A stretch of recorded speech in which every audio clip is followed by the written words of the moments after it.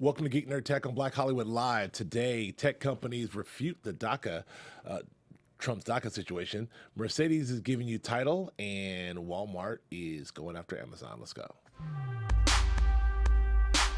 You are tuned in to Black Hollywood Live's Geek Nerd Tech. Can't understand it.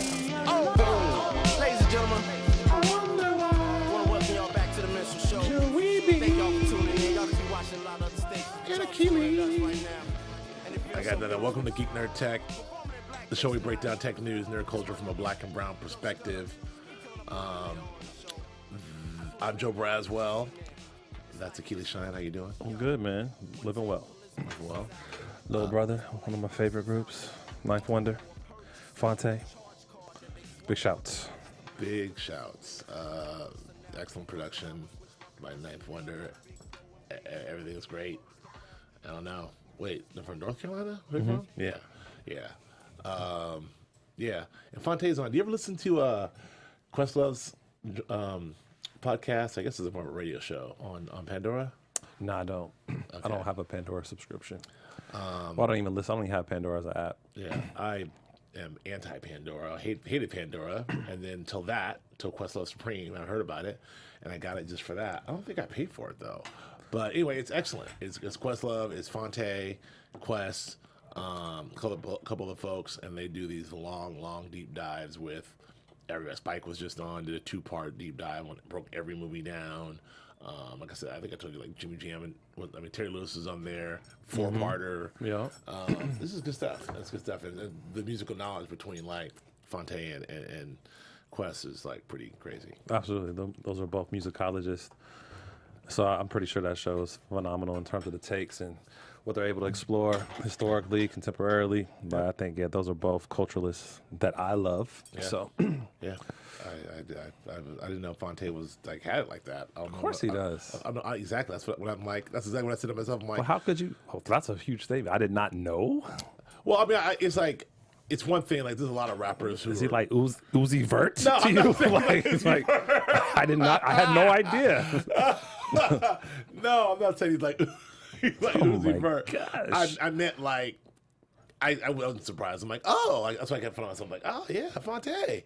I'm like, well, of course. What would I expect him to be like? You know, right? With that catalog, and then those rhymes and lyrics and everything else. So, anyway, we got some news.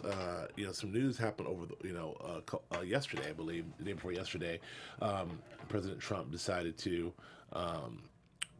wind down the DACA situation that Obama really felt strongly about pushing through, leaving possibly as many as 800,000 dreamers, as people who were born here, because their parents came from another country and they're born here, probably have been raised here their whole lives, work here, serve here in the military, are living here.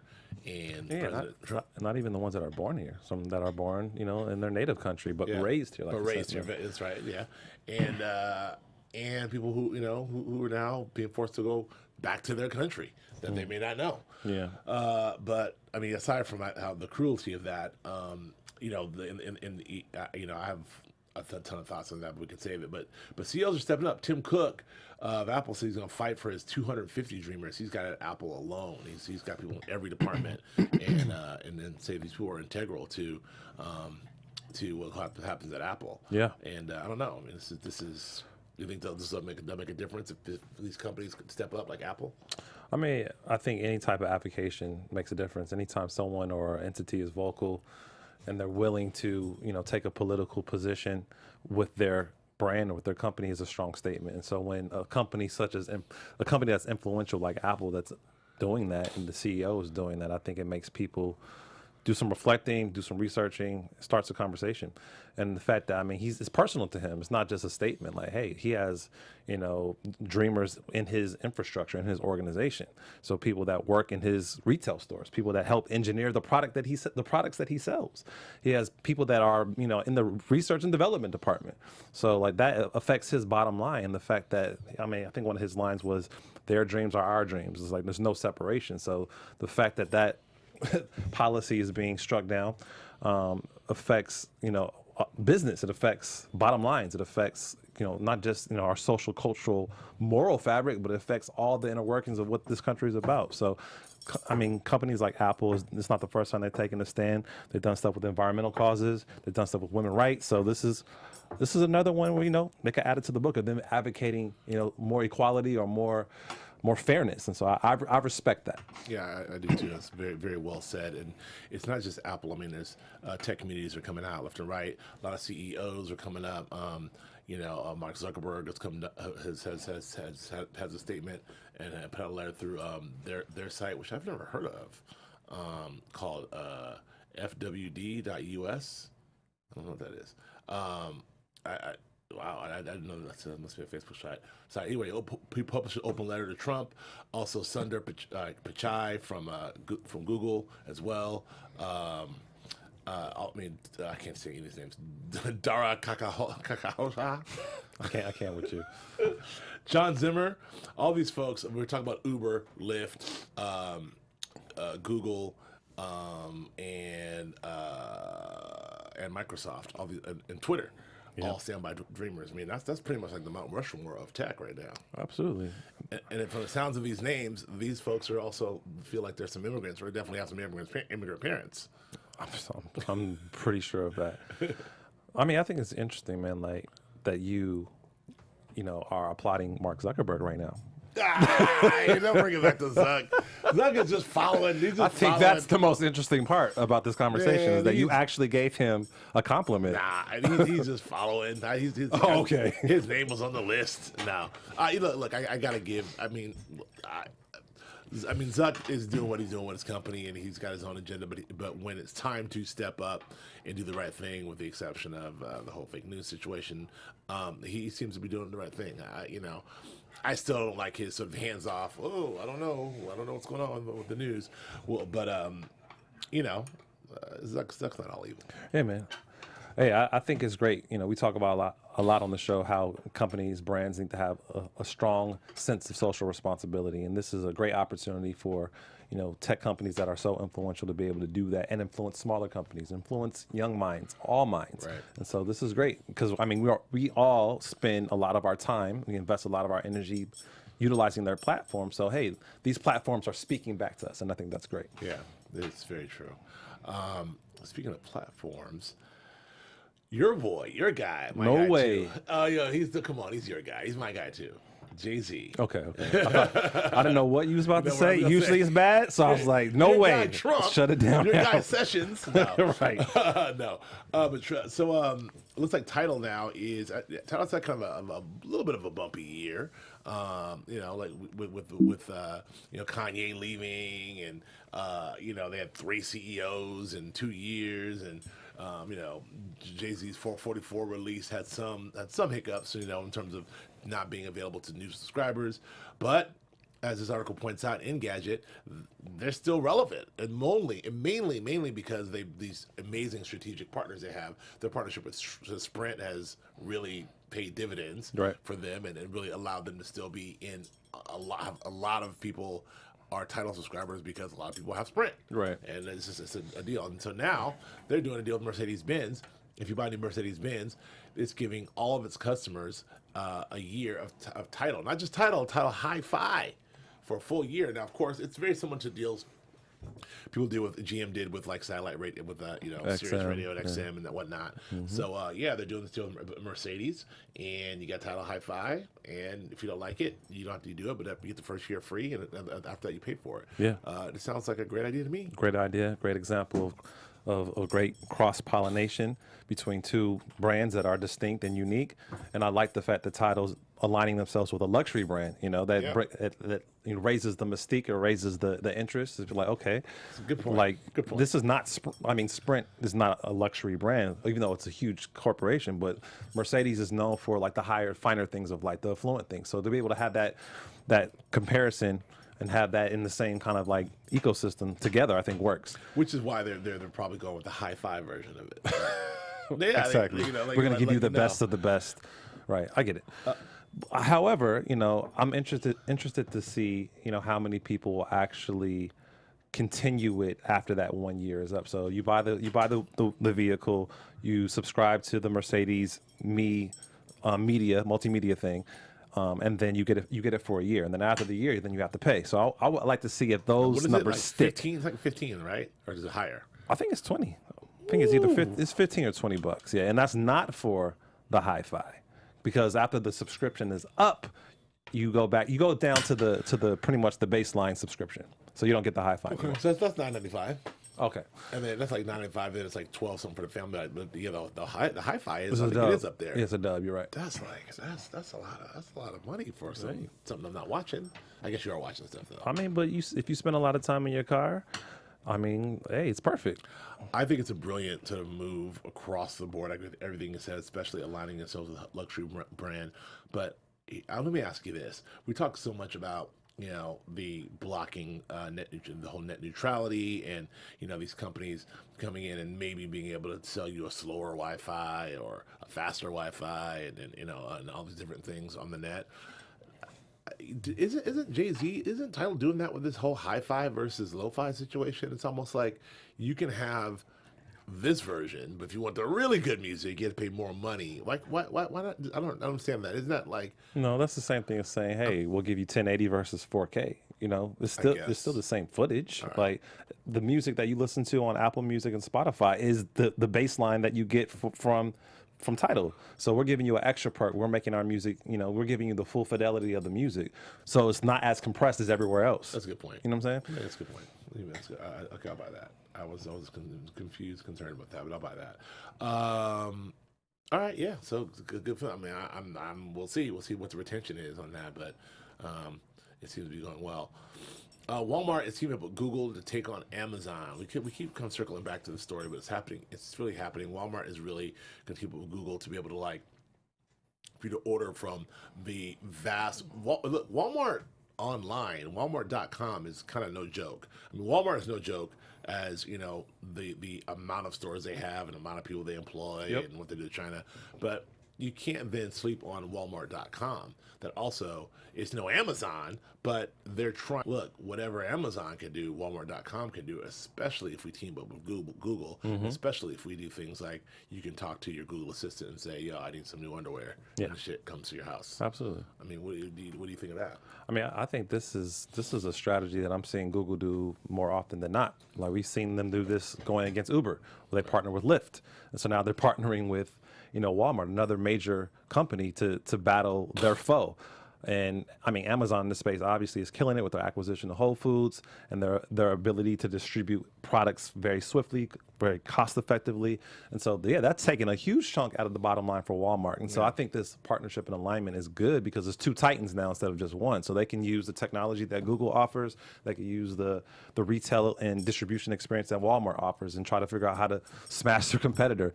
And I think it'll be interesting. It'll be an interesting battle. You know what I'm saying? I really think that Walmart, if Walmart's gonna sort of break through, and I guess maybe they don't need my help because they seem to be doing just fine.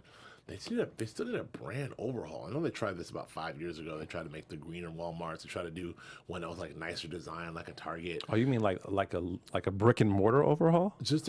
I think a brand perception overhaul. Maybe brick and mortar, maybe logo, maybe everything else. It's just Walmart has such a red state connotation to it, or just like it's nothing about that. Not that it has to be a luxury brand, but you have Target and Walmart, which are essentially the same store, and Target's positioned itself as the retailer of the metropolitan and the suburbs, whereas Walmart and itself as the retail of the farm, basically. Pretty much, So I mean, I don't know, and it's the fact that that's really hurting Walmart overall brand with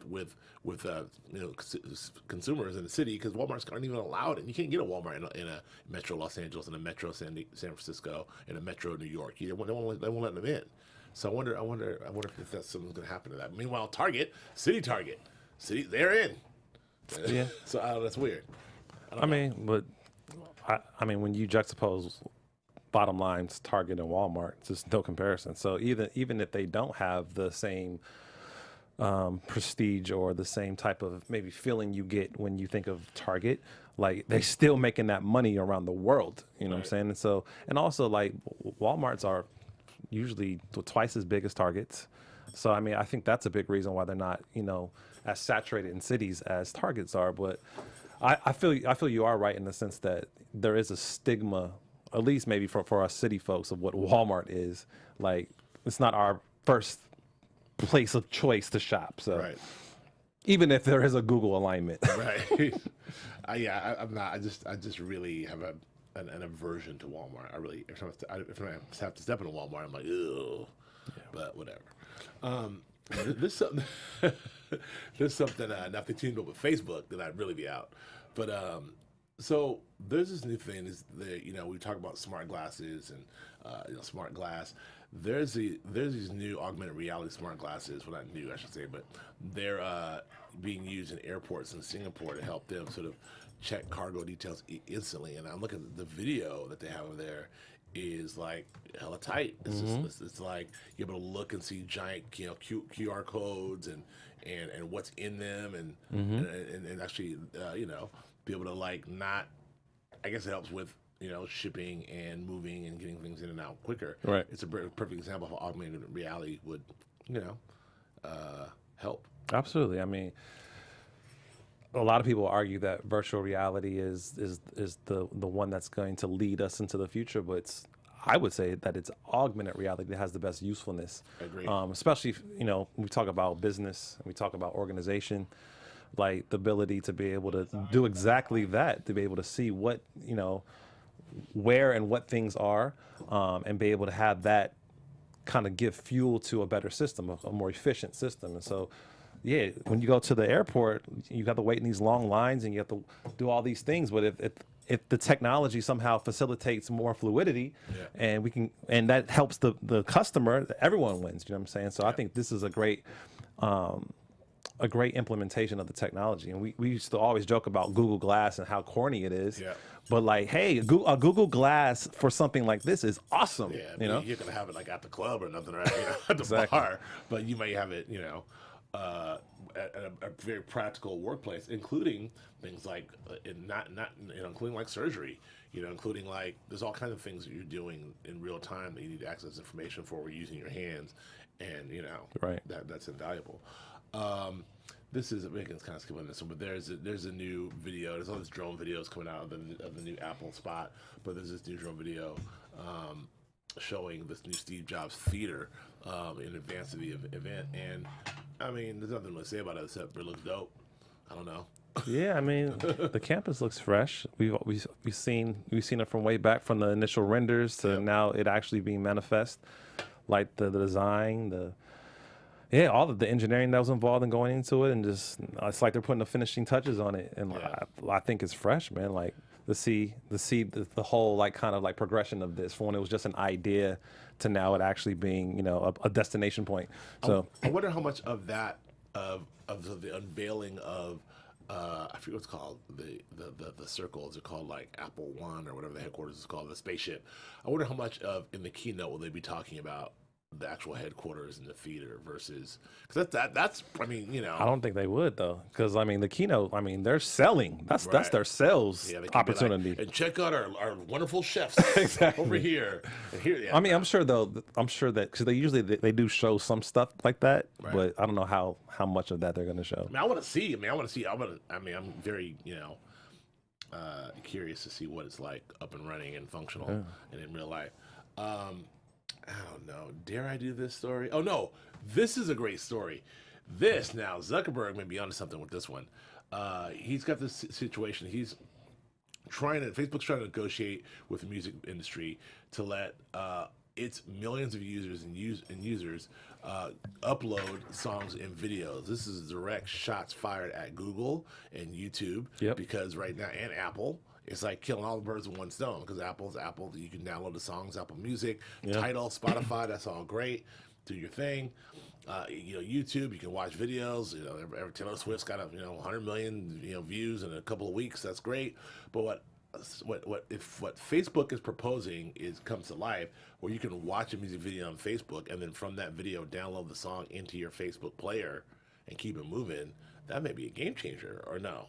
No, I mean, I think everything that Facebook does is a wouldn't say a game changer, but definitely a company killer. Right. And like I think that they've done this time and time again. We have countless examples of how they've reinvented the wheel and done something better. And so you look at YouTube and its exclusive partnership with Vivo, and that's how you get the delivery of those music videos. And like you said, hundreds upon hundreds of millions of views. And so now you have that offering on Facebook now. That's perfect for them because, hey, what do we always say on the show? Keep them in the ecosystem. Keep them on the platform. It's like you don't want them to leave. So this is just more appetizing content for them, for the consumer, for the user to stay. And so I think it's a perfect move for them. And I think it's got YouTube, it's got Apple, it's got whoever that's in this space a little scared. Right. I agree. I mean, it's definitely sort of a game changer because this is kind of the promise fulfilled of what we thought would be possible in the future. Like you're watching something, you can buy it. You're listening to something, you're watching a video, you own it. Like that takes away. I mean, from so far away from watching a video on MTV, driving down Tower Records and buying an album. Exactly. You know what I mean? Like this is like watch it on your phone, own it on your phone. Right. Like keep it moving. And so that's something. I mean, it's not too far away from what we do now. You can watch it on Vivo and go pick it up on Spotify. But to have it all in the same ecosystem, as you said, to keep them there, Google does not want you to leave, man. That's You all they mean do. Facebook? Sorry, Facebook. Facebook has got rooms and rooms of people trying to figure out every day how to get you to stay on Facebook. That's right. Stay connected, and that's what the entire thing is, which is again a little scary, but I can't knock the hustle at all. Cannot. Not at all. All right. I mean, we've done this 1,000 times. The three things that'll never be same after the iPhone 8. It's an article on The Verge. They just mentioned phone screens and the use of augmented reality, which is going to be huge with this. I don't know. Hey, man. Yeah. I'm always looking forward to the keynote. I love the presentation. I'm not really looking forward to the iPhone. I hope they have some new stuff that they're dropping software-wise or whatever, Right. But, hey, the phone, I think what's interesting about that article, though, is that they argued that a lot of these technologies have already been invented and used and already in the marketplace. But when Apple comes to the table and says, hey, we've designed this new phone that has this great glass and blah, blah, blah, blah, blah. And everyone's did it again. Exactly. It's like, dog, like this type of technology has been out for almost 2 years. Like, slow up. Right. So, but that's fascinating because how Samsung's like, come on. Right. Like a company that has that much influence, like it just shows their ability to like sway the culture. Yeah, it's very true. And there's other instances in culture where that happens, where may know people like that. The stories, people you've been telling them something for 2 years, and all of a sudden you're like, Akil, you know what? Fonte is a good rapper. But so yeah, it's frustrating. But I mean, like Apple's earned that. They've earned it, so I don't know. And maybe now they don't just reintroduce it; they sometimes to make it better. Hey, and make it more accessible, or the thing that I think that make it more expensive. They make it, but I think the thing that I will admittedly look for is that stuff maybe all be out there, but that's all great. But when are they gonna make it for my Apple phone? When are they gonna make it for me? That's all great. When are they gonna make it for my iPhone? When are they going to make the Apple version? Because I'm an Apple loyalist. So if they came out with... I got what you're saying. So when Samsung comes out with the X-ray phone from Samsung, I'm like, cool, Samsung. When's Apple going to have an X-ray phone? Right. Because we know Apple's going to do it better. Exactly. So, I mean, I think that's... Is that more marketing? Is that a mirage? Is that actual fact? I think it has to do with just. I think that's my point. It's a combination of they've earned that with their brand loyalty. But it's not just a marketing smoke and mirrors. It is Apple's consistently made a beautiful, good product for the last 15 years, and now here we are. I mean, but like they make this beautiful, clean, dope product, but you don't even give the other guy a chance. How do you know their product isn't clean, dope, and beautiful? I don't know. I don't know. I don't care. Like, keep it moving. I don't know. I don't like the name. It's Galaxy. I'm good. Wow. Wow. Moving on. This is an really interesting story in terms of landscape entertainment. The rights for James Bond films are up. And Sony had them for the last couple years, and made a couple movies. And there's been some debate over how much these movies make and how much this franchise makes. Sony famously during that leak, it came out that Sony said Spectre had to gross. If Spectre grossed $1.1 million, $1.1 billion, and with a budget of $250 million, then the studio would earn $35 million. That's a lot of steep. To get your $35 million, you got to make $1 billion. So that's a steep curve. Man. So, and of course, it fell 200 short of that. So I'm not sure what the studio made on that, if anything. But the point that I'm making is, it's up, and it's still. That being said, it's still a very, very much wanted franchise for a studio or someone. And it looks like the traditional studios aren't the only ones, because Apple and Amazon is throwing their hats in the ring. They want in. They want in on the James Bond franchise. They want in on seeing what James Bond's going to be for this next generation, and inventing them and making that and keeping that IP in a world of superheroes and Batman. I mean, there's very few that legacy IP left. So they're trying to Star Wars. So they're trying to snatch it up. It looks like Warner Brothers got the front. The inside track, but I don't know.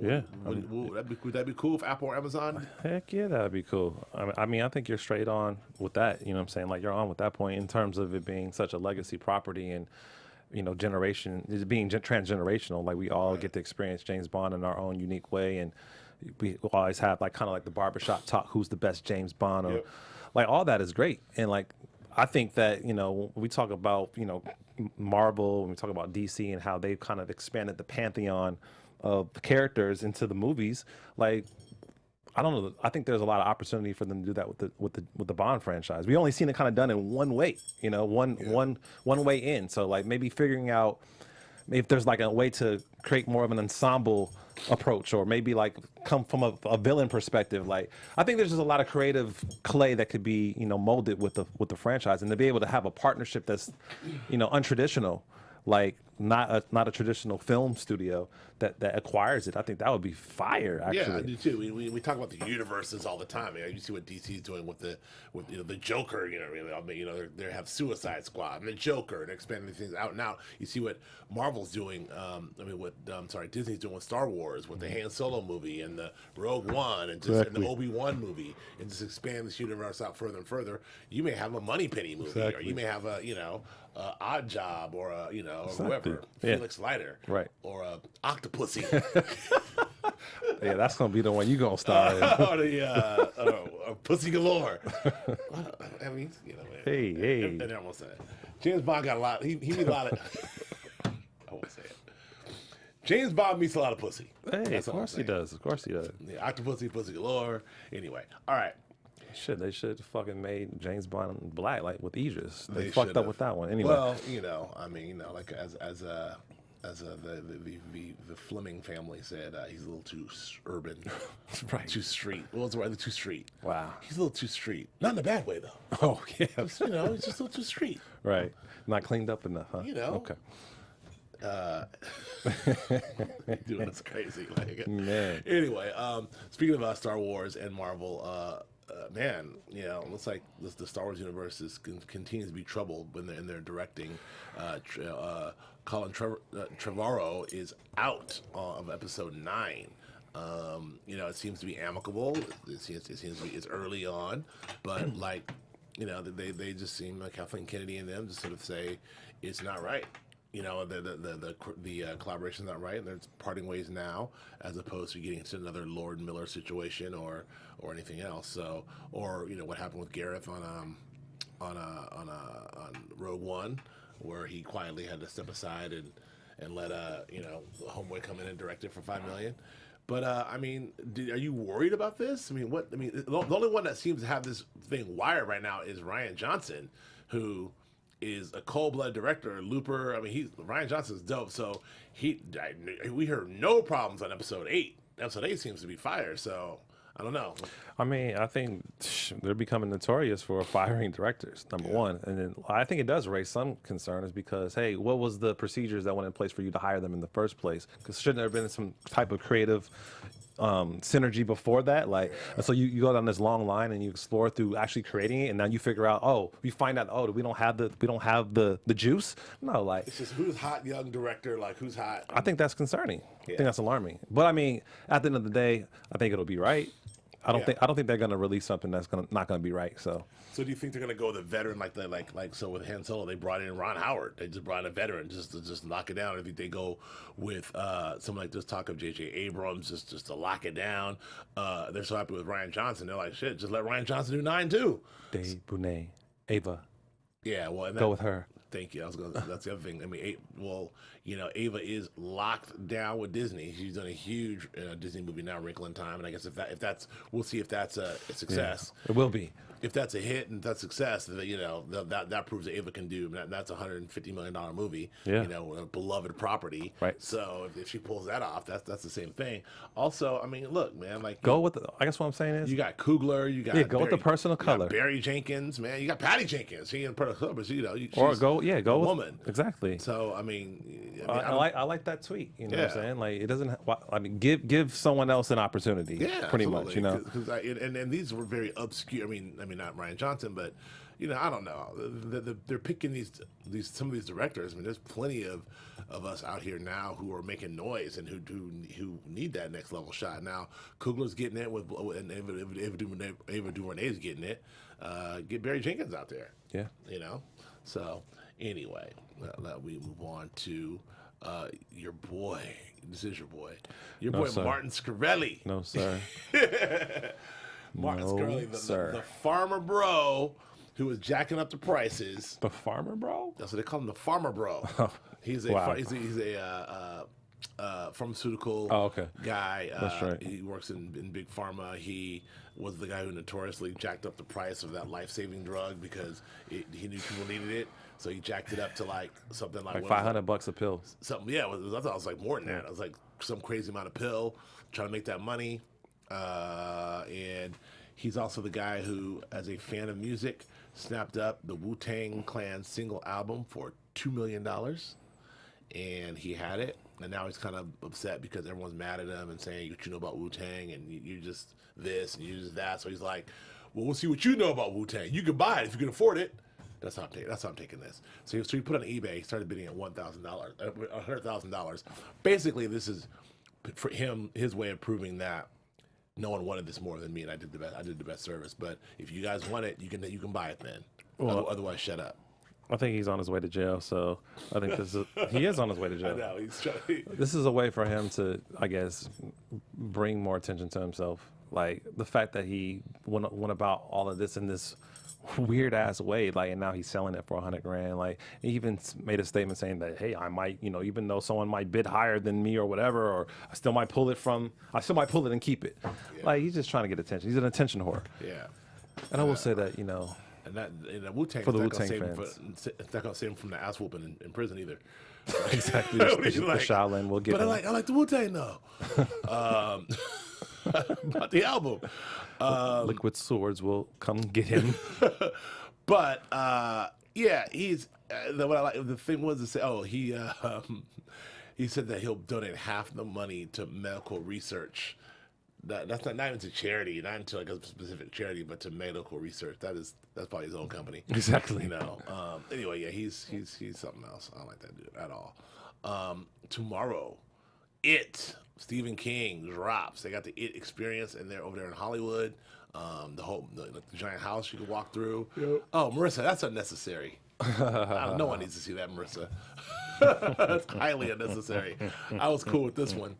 I am not a fan of Pennywise. Like Tim Curry's Pennywise scared the hell out of me. The idea of Pennywise scared the hell out of me in the book.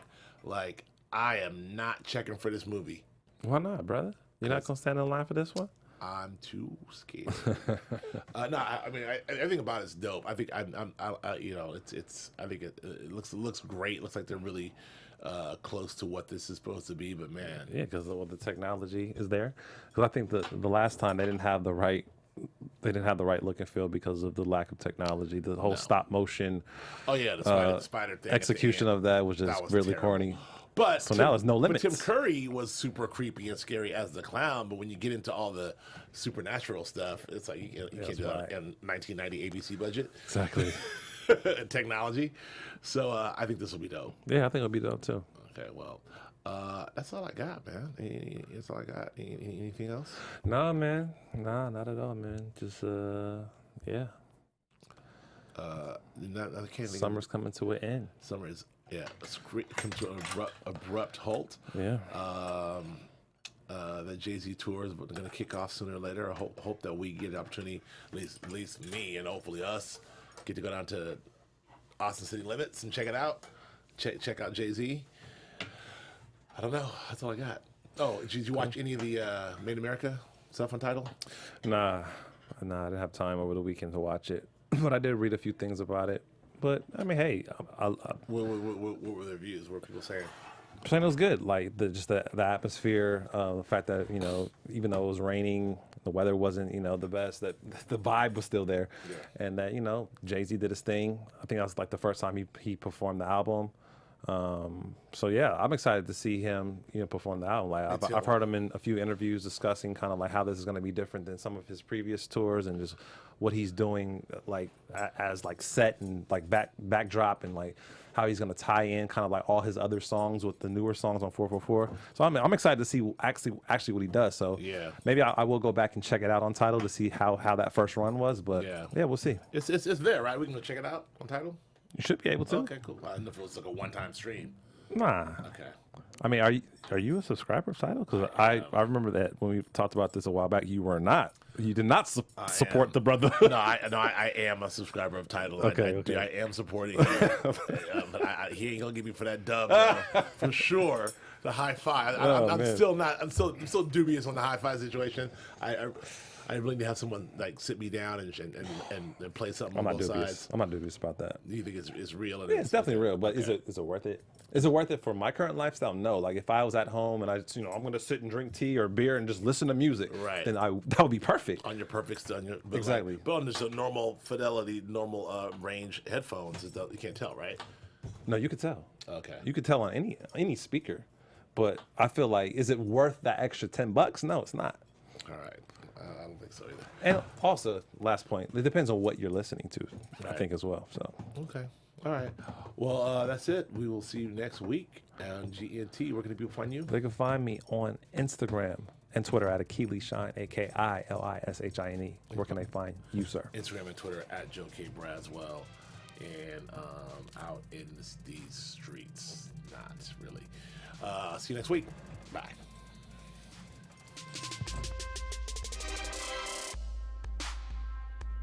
From executives Keven Undergaro, Dario Kristen, Tiana Hobson, and the entire BHL staff, we would like to thank you for supporting Black Hollywood Live, the first online broadcast network dedicated to African American entertainment. For questions and comments, contact us. info@blackhollywoodlive.com. Like us on Facebook, tweet us, or Instagram us at BHL Online. And I am the official voice of Black Hollywood Live, Scipio, Instagram at KingXOBay. Thanks for tuning in. The views expressed here are those of the hosts only and do not necessarily reflect the views of BHL or its owners or principals.